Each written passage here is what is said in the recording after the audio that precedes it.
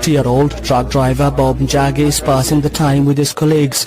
Njagi's contract was terminated after it took too long to deliver goods due to coronavirus restrictions. All the goods we are moving to Kampala had to wait for over 2 weeks before they could cross to the other side. So this means there is no business, and we are also out of work. Long-distance truckers in East Africa are suspected of carrying coronavirus, which has stalled activities at the borders.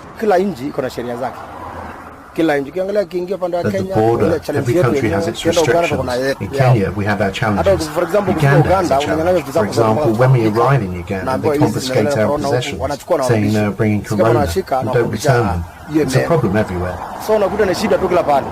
The restrictions to limit the spread of the coronavirus in East African nations has forced some drivers to work overtime. It is forcing transport drivers to be behind the wheel for a very, very long period of time. And so you find that these drivers are suffering from fatigue. And it's not a very good thing to have a fatigued driver on the road. So we are still calling upon the governments to try and reorganize the measures so that they are also favorable to our drivers.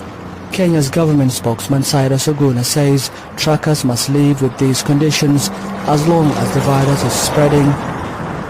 Every truck driver must be able to ensure that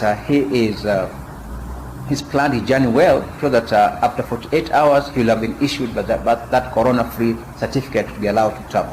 What that means is this: for those truck drivers that may test positive, then they will not be allowed to travel. Only those that are negative will be allowed to travel, and then after 14 days again, they must come and back and take another coronavirus test.